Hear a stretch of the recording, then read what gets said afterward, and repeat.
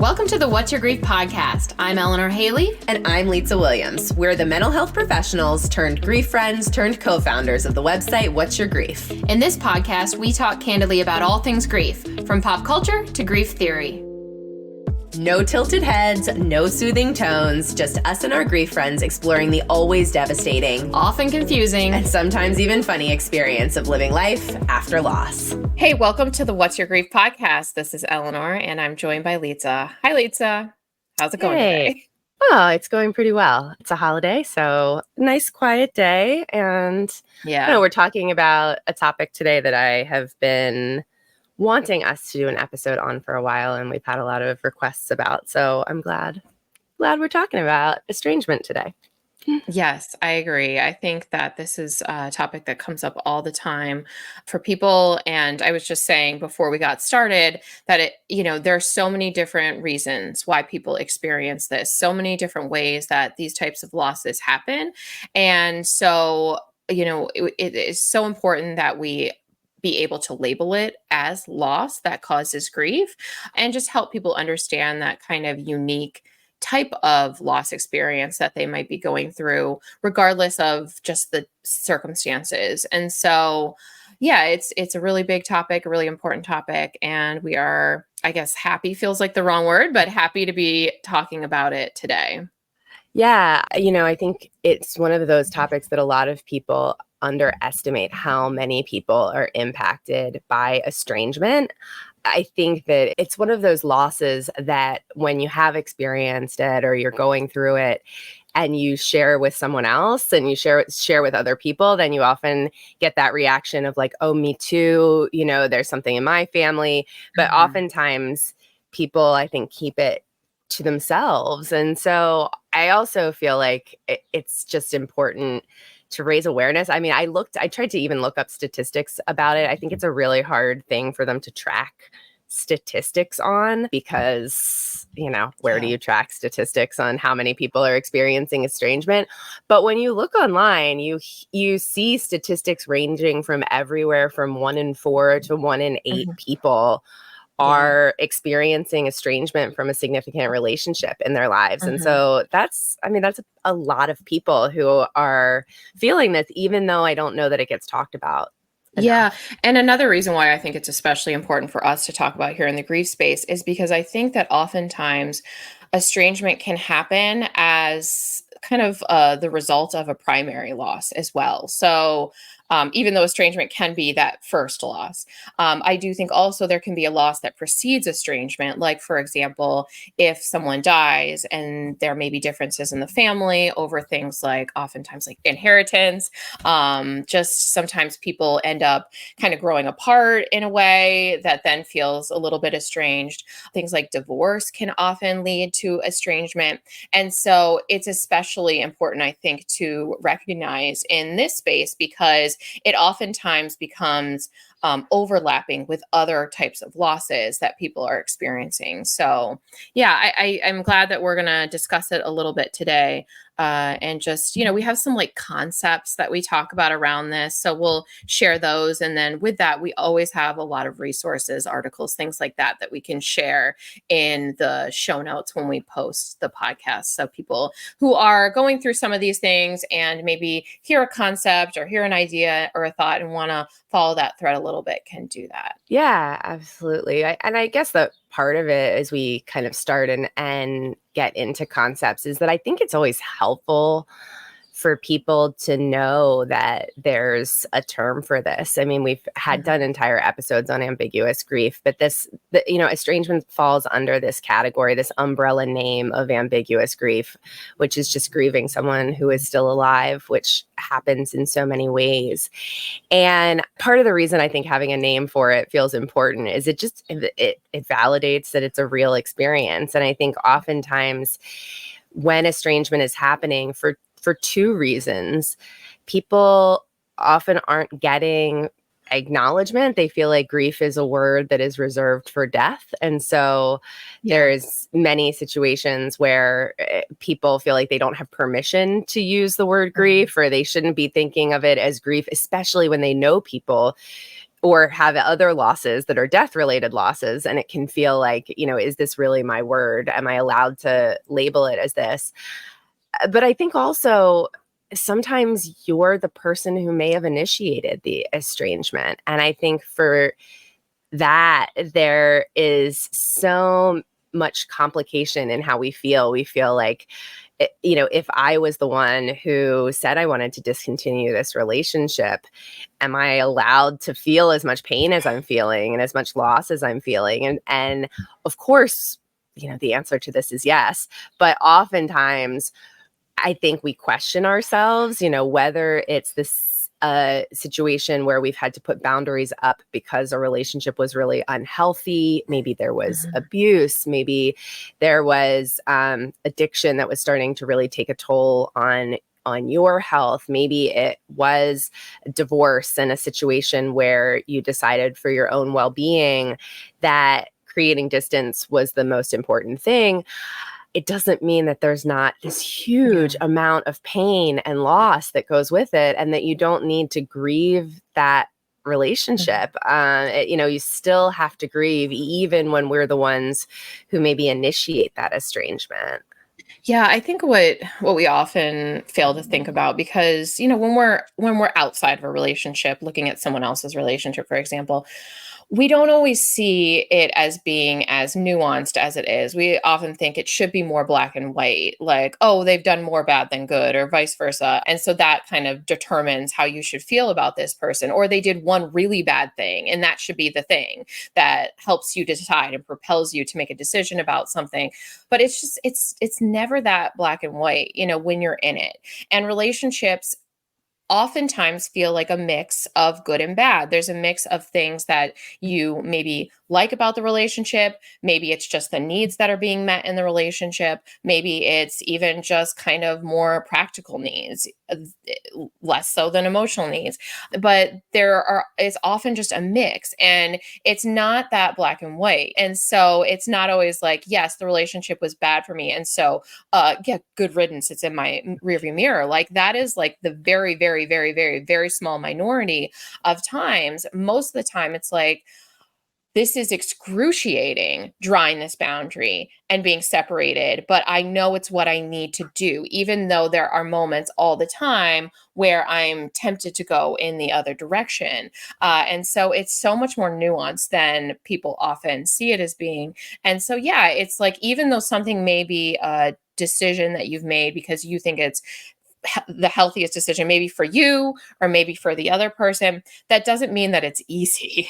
And it doesn't mean that there isn't a ton of stuff in that relationship that you're grieving. And so, yeah, absolutely. I think whenever there's that kind of a change or that kind of a loss, we want to make sure to validate, like, even though it might be something that you've changed because it's healthy, it doesn't mean that it's easy. It doesn't mean that there's not loss in it. And on the flip side, if it wasn't your decision, if it wasn't something that you wanted necessarily, there's a lot of unique feelings that go along with that. I think just that sense of powerlessness can be really, really difficult. That sense of like, oh, what can I change? If only I could change these things to make it different, and to have it back. And there's a lot of unique experiences in that side of things.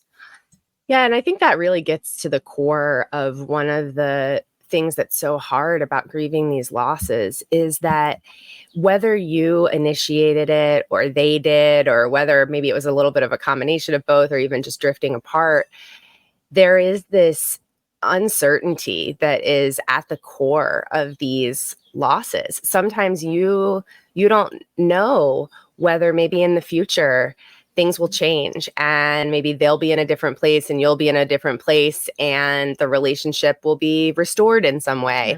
Maybe you're thinking and wondering to yourself, if they were the ones who cut off the relationship, should I be doing something else? What should I be doing? Is this my fault? Should I be blaming myself more, less, all of these things. And it's just that in the background, you have this chronic kind of low grade stress and uncertainty that is really a core feature of this type of grief, because Mhm.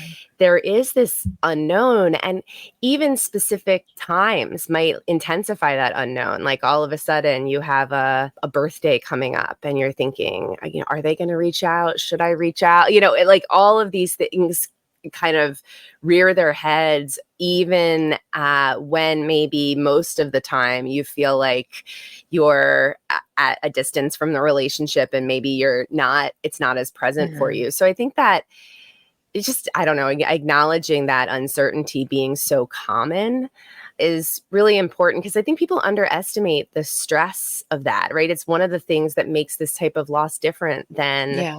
a bereavement, where it's devastating, but you sort of know that it's permanent. Your Mhm. brain is able to kind of, it's able to know, well, that isn't going to change. These estrangement losses, there is sometimes that chronic wondering of, is this going to change? Yeah, there's that constant stress, which is its own thing, right? Like it's the stress of the uncertainty, and then it's the stress of a lot of other things. Like there are some great comments and feedback being shared in the chat about just even kind of some interpersonal dynamics. Like maybe there's a situation where you both will be present. Maybe there's people who are connected to that person still, even though you're not. So there's all those different particular stressors. There's just how do you talk about your maybe family to other people, things like that. And then I do think what another thing that uncertainty does in particular as it relates to grief is it sometimes makes you feel like there's no room for that grief, or it isn't time for the grief, or you feel guilty for experiencing the grief because there's still that uncertainty about whether you will be reconciled one day. And so it almost feels like allowing the grief in is, in a way, giving up hope or jumping to something that isn't quite a certainty, even though on a day to day basis, you're experiencing the loss of that person. It may not be that you are ready to say to yourself, I'm going to accept that this loss is permanent forever. But on a day to day basis, you're experiencing the loss of what that person would have been to you in the present. And if it goes on for a while, you're experiencing the loss of maybe moments that you would have shared together. And so those losses, they're occurring. And so the hard part about it, I think, often is that we need to be able to say, I'm grieving this. And also, maybe at the same time, I'm still holding out hope or reserving space for the possibility that this will be different someday. Yeah, and I love how you said reserving space for the possibility, because sometimes it doesn't feel like hope. Sometimes Yeah. you might not even want the relationship to be restored, or you're really unsure. And yet, I think there is often a piece where it does feel important often to people to hold a little bit of, of space available for the possibility that in the Mhm. future something could change that we don't know. And again, even that is grounded in uncertainty. It's like, well, I don't know what the future might hold. Who knows? And it's tricky to be able to say, I'm both grieving this deeply, and at the same time, that doesn't necessarily mean I believe it's permanent. Mhm. There's other, and I think there's other pieces too that that come with that uncertainty of just, we don't know also if something might happen to that other person, and would we find out, right? Maybe we're actually reserving a lot of hope, and we think, well, we've had this big falling out with a person, but we'll reconcile, we'll get over it, we'll Someday. mend fences someday. But then creeping in your mind is always this, well, like, what if something happens to them? If Are they okay? Mhm. Are they sick? Are they still alive? Would I know if they weren't?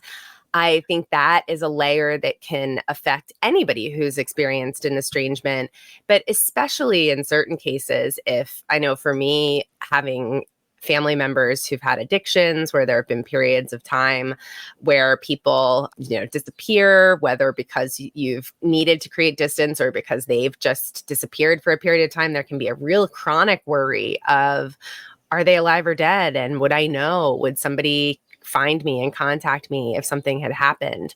So Mhm. I think there's a lot of complexity even that goes in with that part of Yeah. the estrangement and the uncertainty there about worrying about that person's well-being. I think with that, there's that worry of what will happen. Are they being kept safe?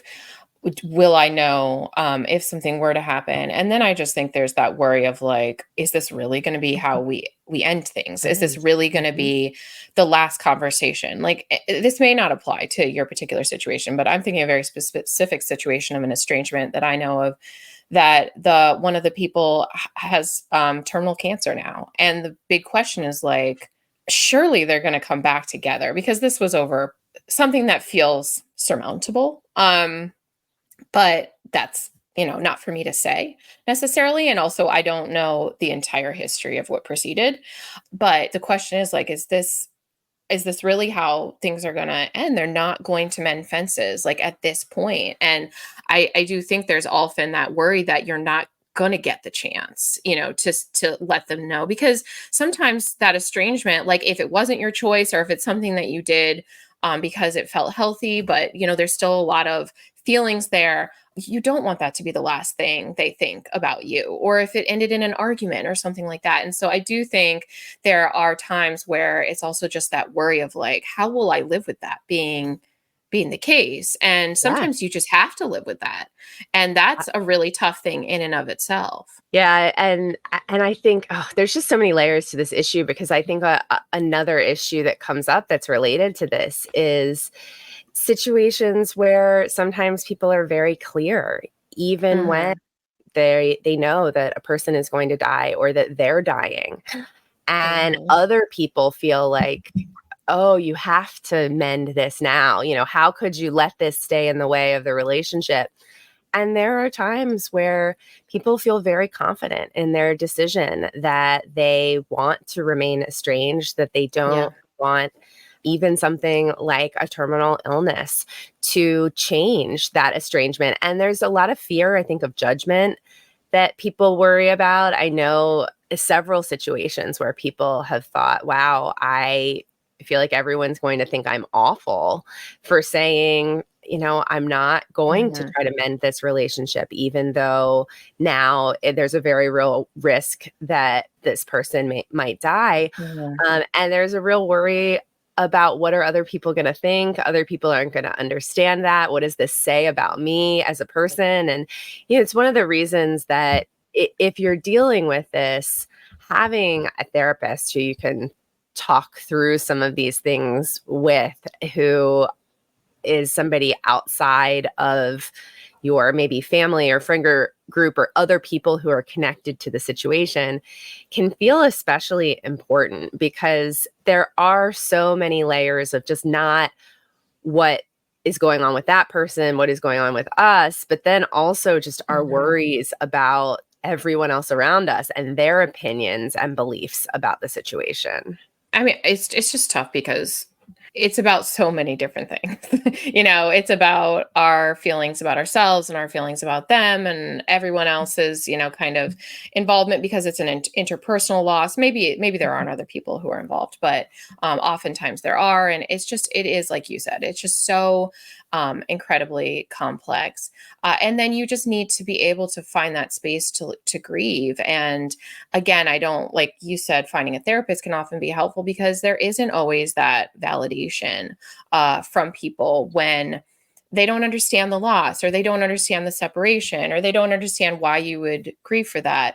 And oftentimes we ourselves don't even really understand. I can think of instances where I've kind of had a separation from people who I realized were not the people I thought they were. And for me, like it's one of those things where it's like, well, they're actually much worse of a person than I thought. So I don't know why I would care, but then it's like, but there was that relationship that you thought you had, right? And so Yeah. there's that big piece of it that you're like, well, but I thought it was this. I thought they were this person, and that felt very real. And I had a lot of feelings wrapped up in that, or hopes or dreams or whatever. And so there's that weird thing where it's like, do I even feel like I have the right to grieve or should grieve this? Or am I even making myself vulnerable to feel grief towards this person or situation. Absolutely. No, it makes total sense. And I think it's one of the reasons that when we look at what is the advice on coping with some of these losses, that one of the core pieces of that advice is sort of telling your own story, right? It's being able Mm-hmm. to really sit with what the loss is and give yourself space to think about, what did I lose? Like you just described, like you lost a shared history with that person. You lost your belief in who the person was, your hopes and dreams.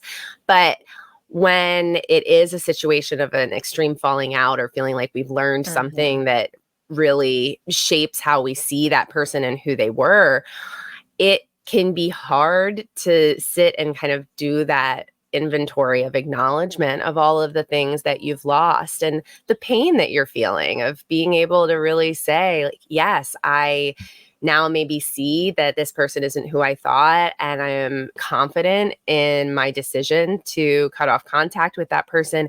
And also, it's still deeply painful. There's still parts of them that I miss. There's still things about who I was within my relationship with them that I Mm-hmm. miss. Our identity is always connected to other people. And so when we lose certain relationships, we lose pieces of our own identity. So I think being able to tell that story and acknowledge the loss is really important. And it sometimes, you don't need external validation from other people, but it's hard when you Mm-hmm. don't have it. And sometimes when we get comfortable with our own story of loss, of sort of understanding why the loss is impacting us, even if maybe other people don't, it makes it easier sometimes Mm-hmm. to either feel confident, even when other people are diminishing it or minimizing it, or for us to communicate with other Yeah. people and say, like, yeah, I get it.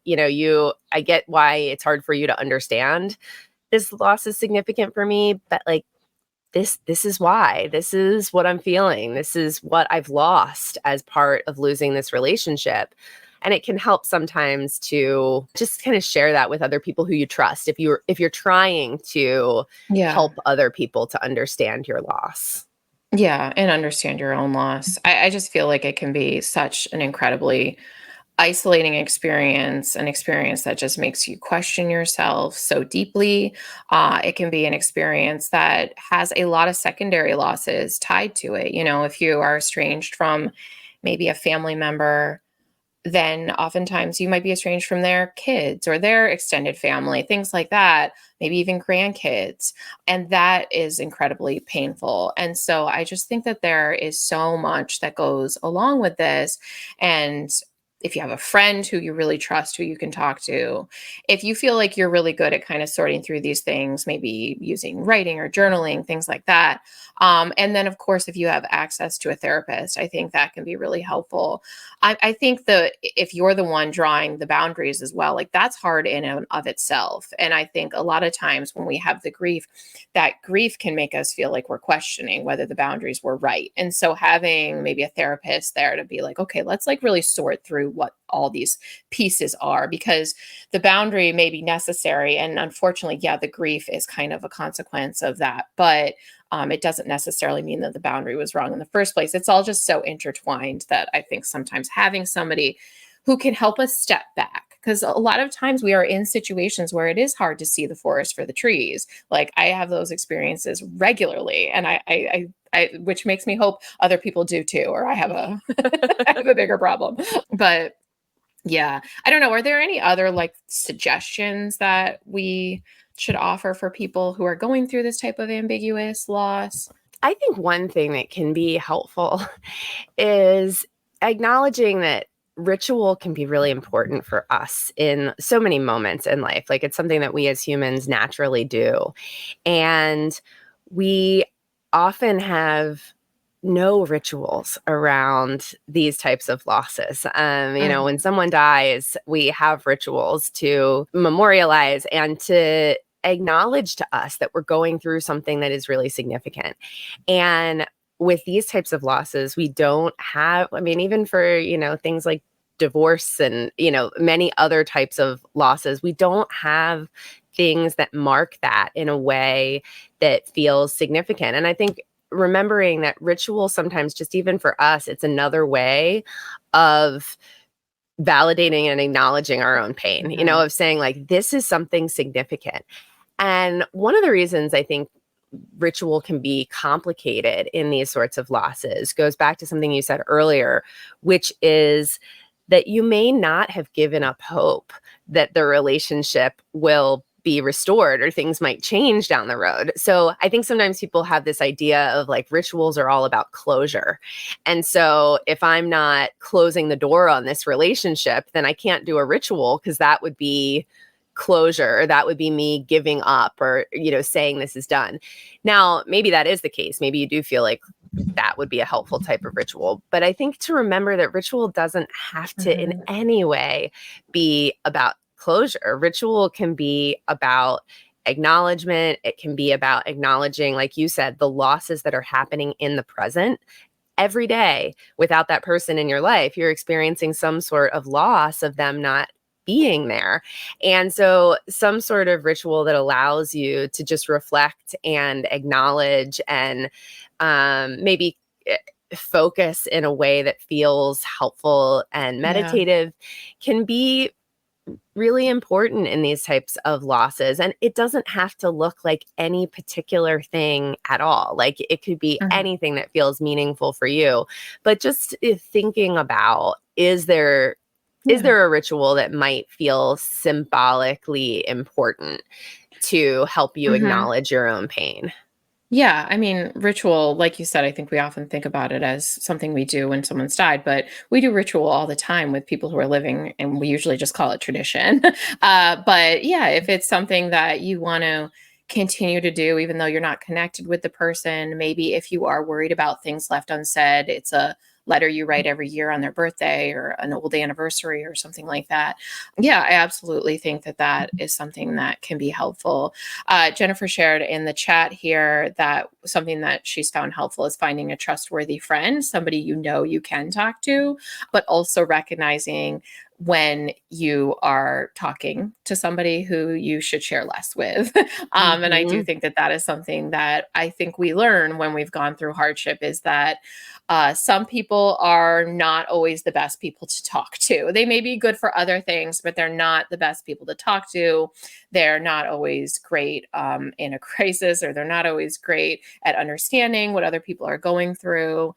Or maybe they're just really bad at understanding this particular situation that you're going through. Yeah, I think the other thing I would say is something we say about all sorts of losses, which is just being aware of holidays and special days and times that are really going to bring these Hmm. losses close to the surface and that they're going to be really present for you and it may be that on those days there's some sort of ritual or tradition. Some of the Yeah. things that happen in bereavement loss can be still helpful in these losses. Maybe it is that you're not in contact with a sibling or a parent or a child, but on their birthday, you still buy a gift that you would have given them and donate it somewhere. Or maybe it Hmm. is that you just do some of your own meditative practice of sending good energy towards them in the world if that feels important to you. In fact, I think Jennifer in our hub has talked about this before, and I love this idea of a practice of sort of visualizing them happy or visualizing them in a good place, and that maybe that's a practice that you do on a day that you normally would have always spent together, to think about that and then to also think about how you're going to take care of yourself on those days. What you're going to do to show yourself kindness and care and compassion, and to acknowledge that other people around you may or may not remember or be acknowledging how hard this day is, but that you can hopefully show yourself some of that care, and just be gentle with yourself and think about if there's any things that might make the day a little bit easier for you. Yeah. The last thing that I personally would add is something that I know for some people comes easier than others, but I think focusing on maybe some of that found family that we have, the people in your life who are there for you that you really do appreciate and maybe don't always show it. And just recognizing that, because I think, especially if we feel like we've been cut off from someone, that can make us feel very isolated, maybe rejected in a sense, maybe impact how we feel about ourselves and our self worth. And so I think that really being able to focus on other connections that we do have can be helpful. And sometimes we're so focused on the one we don't have that we don't take the time to really acknowledge the people who are there for us. And so I think just reminding ourselves to take the time to do that can be really, really helpful. Oftentimes people will say, it's not the people I'm blood related to that I feel most grateful for in life, or who I feel closest with in life. And so, being able to acknowledge that. And if you are feeling really isolated, it's hard. It is so hard. I'm definitely somebody who gets so caught up in my life that I don't have an easy time finding new adult friends. But, there are little things that we can do to push ourselves to maybe even just have a moment of a small talk conversation with somebody that is one step towards maybe interacting with people a little bit more and more. Maybe it's not that easy for you to get out. Maybe it's finding communities online where you're able to connect with people. But sometimes when we're getting really isolated, having those small steps, those small connections can be a bridge to maybe taking further steps and strides. Yeah, I think that is such an important suggestion. And there are really, communities with other people who are coping with estrangements as well. And so I think that can be helpful because it can feel like a lonely and isolating kind of loss. Sometimes it does feel stigmatized. We're worried about what judgments will people have if they find out that we're estranged from a family member. So if you're looking for that connection, knowing that there really are other groups out there and that oftentimes there are people going through the same thing. And so they're hopefully not going to have that same judgment. And, one thing that it's really a whole different topic. We're not going to get into it today, but I want to at least acknowledge that one particular challenging thing is that sometimes you do experience a death when you were estranged from someone, and in grief after a death, in bereavement related grief, then you've got all these complicated feelings as well, right? That you are now trying to figure out how to deal with some of the same disenfranchisement and stigma, people thinking, well, you were already estranged, you haven't talked to them for years, and therefore minimizing your bereavement loss. But of course, that you're still going to grieve deeply that bereavement piece of the loss, including the fact that now that little piece of hope or that space that you had reserved for the possibility that something was going to change, that's gone. And that's a really tremendous loss, even if it was like only the tiniest bit of you that had created a little bit of space for that. It's really, really significant. And so I say this to say, sometimes you feel like, oh, I'm not going to be welcome in a support group for people who are grieving because this was someone who I was estranged from. But looking for that support, being able to, if it's finding an individual therapist or having a conversation with support group leaders, oftentimes they are very understanding that there is, even though it's a very different dynamic, that is still a very, very significant loss, and will welcome you into spaces, even though that relationship looked a little bit different. So just knowing that if you are grieving after the death of someone when you were estranged, that you're entitled to the same support as people who, still have that active relationship, and to just give yourself permission to look for the support if you need it. Well, like I said, we will do our best to link anything we can think of in the show notes. There's a couple of great books on this topic that we will definitely link to. There's one that's called The Rules of Estrangement that is a newer book that's a little bit more for if you're still maybe trying to navigate that relationship and really maybe actively hopeful.